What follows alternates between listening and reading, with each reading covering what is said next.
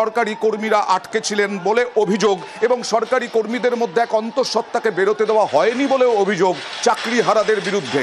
এই অবস্থায় গতকাল বৃহস্পতিবার রাতে এই যে বিকাশ ভবনে ধুমধুমার ঘেরাও তুলতে গেলে চাকরিহারা শিক্ষক ও পুলিশের ধস্তাধস্তি, হাতাহাতি, দুপক্ষের বেশ কয়েকজন আহতও হন।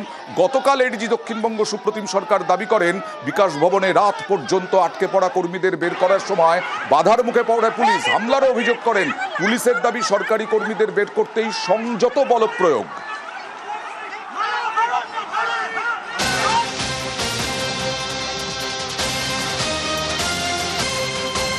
আর ঘটনার দিন চাকরিহারা শিক্ষকদের ঘেরাওয়ে রাত পর্যন্ত আটকে ছিলেন বিকাশ ভবনে বিভিন্ন সরকারি দপ্তরের কর্মীরা। দেখছেন বারান্দায় বারান্দায় জানলা দিয়ে উঁকি আটকে পড়া কর্মীদের মধ্যে কয়েকজন অন্তঃসত্ত্বাও ছিলেন।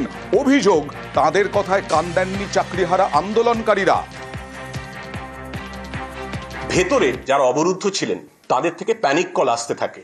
অনেকে অসুস্থ ছিলেন, বয়স্ক মানুষ ছিলেন, মহিলা ছিলেন। তারা বলতে থাকেন যে আমাদের বেরোতে দিন। একজন সন্তান সম্ভবা মহিলা ছিলেন, অসুস্থ বোধ করছিলেন, তিনি বাড়ি যেতে চাইছিলেন। যতবার চেষ্টা করেছি আমরা, ততবার প্রতিরোধ এবং উচ্ছৃঙ্খল বাধা এসেছে এবং বারবার আটকে দেওয়া হয়েছে, না কাউকে বেরোতে দেওয়া হবে না।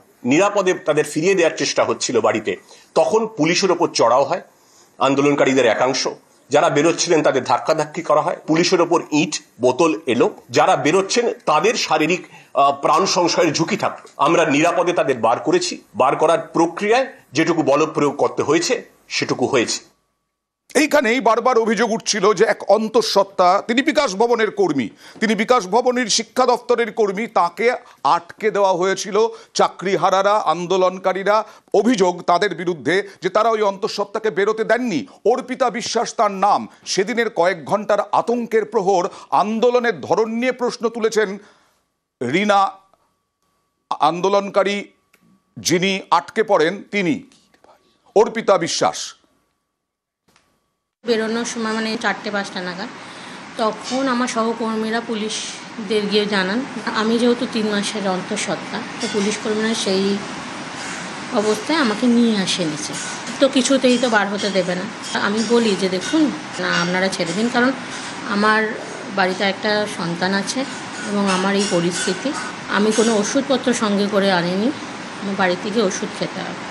তো ওনারা কিছুতেই রাজি হন না। বিভিন্ন রকম তো কথা হচ্ছিলই যে তোরা ভেতরেই থাক, আরেকজনে বলেন বেরোলে কেটে ফেলবো। মানে এইসব কথা শুনে তো আমি আরও ভয় পেয়ে যাই। অনেক তো যোগ্য শিক্ষকও আছেন, আমিও একজন চাকরিজীবী মানুষ, আমিও বুঝতে পারছি ওনাদের অবস্থা। তো সেই ক্ষেত্রে তো ওনাদের প্রতি যথেষ্ট, কিন্তু এই জিনিসগুলো প্রতিবাদের অনেক ভাষা আছে।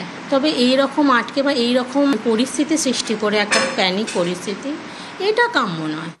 ছুটির পর রাত পর্যন্ত অফিসে আটকে অর্পিতা, বাড়িতে দুশ্চিন্তায় পরিবার। তার শাশুড়ি কি বলছেন দেখুন।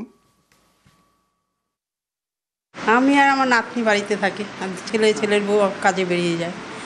এখন আমরা দুজনে টাইম পেরিয়ে যাচ্ছে, খুব চিন্তা করছি। আমার নাতনি তো খুব কাজে, মাম্মি এখন আসছে না কেন, মাম্মি এখন আসছে না কেন।